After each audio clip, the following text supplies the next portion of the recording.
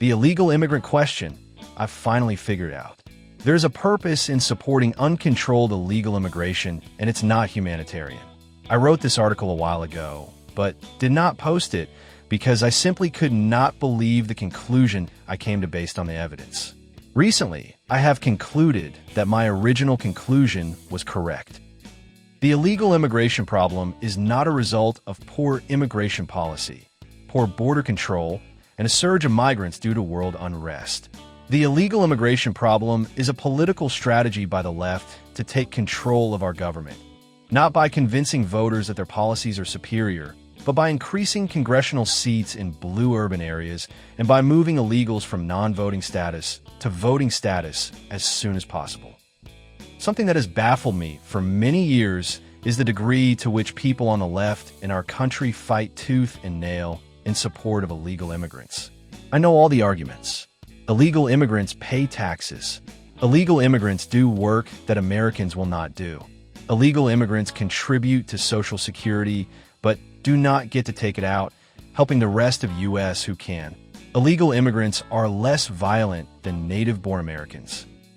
And for every argument in favor of supporting illegal immigrants, I see very credible evidence that just the opposite is true. Illegal immigrants get free health care, free education, food stamps, Section 8 housing, and a host of other social benefits. Illegal immigrants drive without licenses and insurance. Many are members of notorious gangs, and we house hundreds of thousands in our jails for committing, in some cases, heinous felonies. Illegal immigrants take jobs from hardworking Americans and push down wages. My purpose is not to debate the merits of the illegal immigration argument. I expect there are truisms on both sides. I am sure there are benefits to having 10 to 20 million illegals in the country, and I'm sure there are negative consequences. All of that is irrelevant to my purpose. My purpose is to examine why people on the left so vigorously defend illegals, even to the point of breaking federal law, creating sanctuary cities, laying down the red carpet, and embracing those who manage to dodge the Border Patrol with open arms. The left has traditionally supported American workers and Americans at the lower end of the economic spectrum. There is no debate that illegal immigrants take jobs away from Americans and strain the resources of those who must rely on government's largest to survive. So why would those on the left turn their backs on the constituents they claim to champion to throw benefits and favors at people who have broken the law to enter this country? I could never figure that out until now. There are 20 Spanish-speaking countries in the world, excluding Spain. Most of those Spanish-speaking countries are in Central and South America. Are the countries similar? Well, they are both large and small. Some are rich in natural resources, some not. Some are high in the mountains, other at sea level, some are landlocked, and some are not. Some have tropical climates, some have temperate climates, some have rich soil, some have poor soil, and so on. The reality is these 20 countries are exceedingly diverse. From climate to agriculture to vegetation and even to culture, these 20 countries are not the same. These countries are not the same, with one exception. If you look at all these countries, you will find a very similar system of government. From Mexico to Chile, you have governments that tend to be socialist or left-leaning. You have governments that control huge portions of the economy, often with nationalized natural resources, healthcare, airlines, and more. You have big governments, you have people in government, and their sycophants using their positions of power for personal enrichment. You have governments that get elected primarily by promising handouts and payback to those who support and vote for them. You have governments who control media and the message to citizens. You have high levels of corruption, and you have lack of due process for those people who oppose the ruling class. So think about it.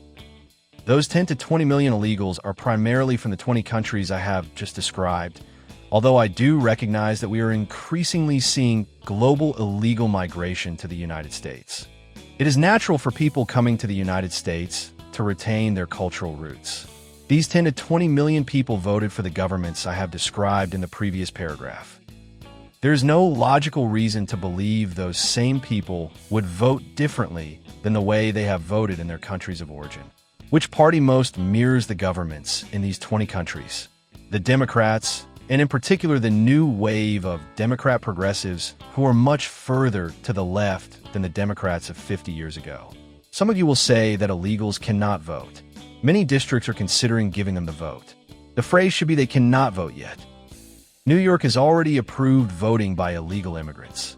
Further, attempts to ensure that votes provide evidence of citizenship have been overturned by the courts.